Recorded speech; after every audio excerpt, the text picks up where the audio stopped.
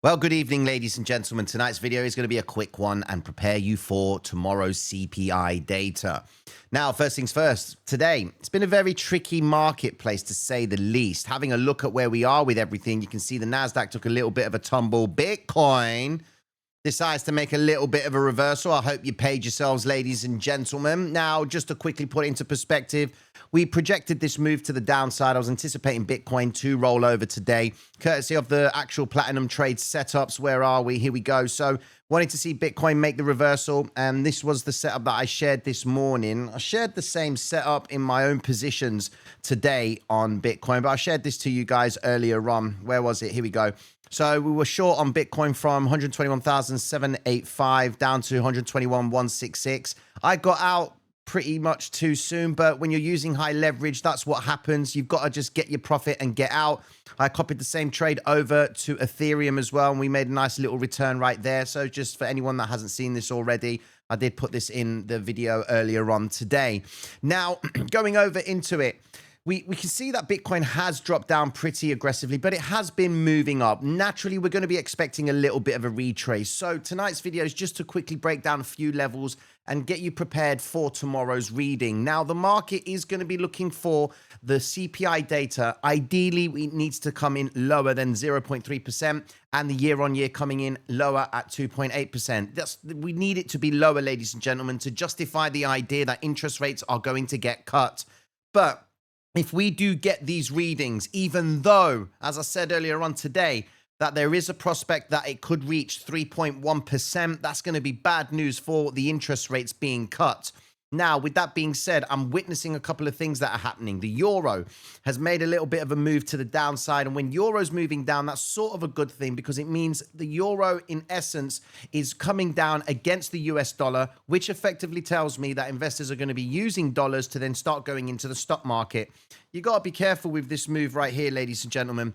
This is a big imbalance on the dollar. And if tomorrow is going to be the way I think it's going to be, there's a good chance that dollar dominance is going to shoot back up on the back of the CPI reading. That equally means that the euro is going to make a move to the downside. We also projected this move lower on the euro in the platinum setups over here. So let's have a look at that. So there we are with euro.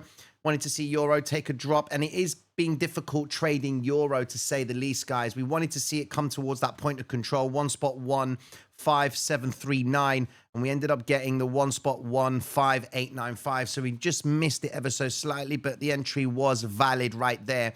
So these are the sort of examples of trades that I do provide for the platinum members. So if you want to check that out, everything you need is in the description. Here we are with Ethereum as well. Just going over and have a look at Ethereum. You can see that Ethereum has done very well to hold its gains, and that is good news because it's stuck at the psychological ranges, hasn't really gone anywhere from the actual setup that we had. And then we've got Solana over here that pretty much took a bleed to the downside. Go over to Solana and you can see right there, she's just dropped out completely. So that worked out a treat.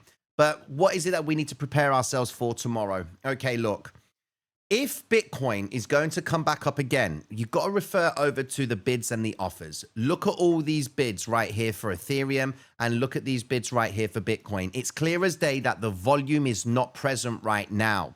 Okay, you do have some bids coming in here at 35 million at 20 at the 118,499. So the idea is that going into tomorrow, guys, what you've got to be careful of is it's going to be a very volatile time. Bitcoin's going to shoot up and it's going to come down. However, if the logic of the interest rates is still going to get cut, regardless of this data, you're going to see Bitcoin make a move up. You're going to see gold make a move up. You're equally going to see the euro come down. Why will the euro come down? Because everyone will be transacting on dollars. Now, euro itself is a safe haven right now. Why? Because investors are starting to go into the euro because of the fact that the interest rates are so much more lower and they can borrow euro at a lower cost. But you're not getting that much of a yield on the euro because you're not generating much with their interest rates. You're getting the generation of interest rates on the dollar itself. Now, if we go over to the 10-year yield, you can see that the 10-year yield in relation to the interest rates right here At 4.5%. So if we just go to the 10-year yield itself at 4.5%, right on the nose, where is it? 4.5, right here, okay? This is where interest rates are. So 4.5% here, and this is where the current yield is. This tells us that investors expect that the interest rates are going to be lower in the future. If they expected them to be higher, then the 10-year yield would be trading at 4.5%. Well, if the interest rate is currently at 4.5 and it's actually trading at 4.2, tells you that investors' expectations of interest rates in the future are to be lower. So regardless of whatever the information is going to be tomorrow, the ideal is that the interest rates do need to get cut, and that's what they're all pricing in relation to the bets that are being made right here. Okay, this is for the holders right now. You're probably asking yourself, should you be buying Bitcoin at this level? Well, you've got to wait until tomorrow's CPI data. Why? Let me explain. First things first, before you consider buying Bitcoin, you've got to ask yourself, where is the money going? So you want to draw your attention to gold. You want to draw your attention to silver. You want to draw your attention to oil. Why do you want to draw your attention to these? Because these are commodities, and this is where investors go when there are times of uncertainty, okay? Now, one thing you do need to pay attention to as well is the volatility index. If the CPI comes in tomorrow and investors don't like it, you're going to witness the volatility index shoot up. Will it shoot up aggressively? Well, if the volatility index tomorrow were to shoot up to 30, that would mean everything has taken a nosedive. If you see it go to 30, go and buy as much of everything as you can. Why? Because when the volatility index shoots up above 30, investors are equally trying to hedge themselves and protect themselves, but at the same time, that hedge would have been incorporated, which would then lead to a spike up, then it would come all the way down. When you see it spike up above 30, that's when you start buying stock. Now, when we go over to the stock market itself, you can see today, I'm just going over and have a look at that. The NASDAQ today, it has traded lower, okay, but volume has now come in a little bit higher than the last 3-4 sessions, which is a little bit of a problem, but price action has managed to stay within the previous day's candle range, which is a positive sign. What we're waiting for tomorrow, ladies and gentlemen, is if the stock market is going to claim even further to the upside, if they like the idea that the inflation reading is going to lead to the interest rate cuts. Now, what will not lead to interest rate cuts?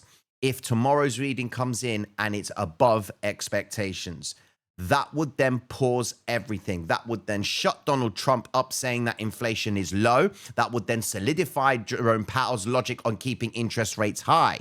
So if we get any reading outside of the projected readings right here, we have ourselves a little bit of a problem. Follow on with that with the rest of the week. You've got the unemployment claims and the core PPI, which they are expecting to come in a little bit higher as well. So this is all off the back of the actual tariffs, but you've got to take into consideration that the tariffs mean that they're all going to be transacting on dollar. So dollar will start to make its move back up.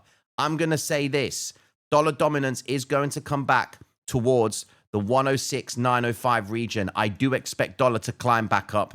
That is my projection for the dollar, which does mean that Bitcoin might actually start to struggle against the US dollar. But I do believe that as the US dollar continues to climb up, Bitcoin will also climb up, where Bitcoin could effectively top out above the 130, 140,000 region. And then we're going to get a little bit of a retrace. Dollar dominance comes into play, and then investors start to maneuver money. We then get the Fed pivot, then the markets correct a little bit more, and then the whole cycle then restarts again, okay? That's all we're looking for, ladies and gentlemen. Once we know where we are with the interest rates, it's going to be easier for investors to determine whether or not they should be staying in fiat, as in dollar, or let those dollars get put to work and exchange them and start going into Bitcoin, okay? Now, ultimately, if you are a holder of Bitcoin, your focus is going to be on the 5 and 13 EMA on the daily time frame. And as long as they are able to stay above this price range, then things are okay. However, if they do break the 5 and 13 EMA, which means if price does come back down below the 116,000 mark, then there is a strong chance that Bitcoin could actually start visiting the recovery of this vector candle and maybe even see the sub 108,000, which in my opinion would be a fantastic discount at these levels. And if you consider where Ethereum is right now, you can see that you've got quite an influx of bids that are prepared to buy Ethereum at these levels. And that's okay. Even if Ethereum were to come down to around 4,000, that would be a discount on Ethereum. And equally, you can see on the order book on Bitcoin, there's not that many bids coming into play. So the market is naturally going to start navigating towards areas where it can transact. And already you can see we've got 35 million that wants to be transacted at 118,500 nearly. And you've got another area down here, 35 million at 117,935. And then the market could actually go down lower because you've got big capital traded at these levels, which in my opinion has already sold on the move to the upside. Okay. Now, with that being said, ladies and gentlemen, I hope you've enjoyed tonight. Just remember, keep an eye out on the CPI data that comes out tomorrow. Try and avoid being in any exposure during that time because you're just going to get shaken out. Wait for the data to come out because it does come out before the market opens, and then you'll have a clear view on where the marketplace is going to end up. Remember, if the CPI data does come out and the market favors it, it means that they are expecting interest rates to get cut. Gold's price will shoot up because it is traded against the interest rates, which means if the interest rates go down, gold's price goes up because the investors will be losing losing yield on the dollar. They want to go over and get the yield on gold. Okay, that would then equally push Bitcoin higher, and it will actually push the stock market up even further because it means now liquidity is going to be released into the marketplace and the Federal Reserve will be going into its easing policy. With that being said, mad love and respect, and I'll be tuning into you all tomorrow. Peace.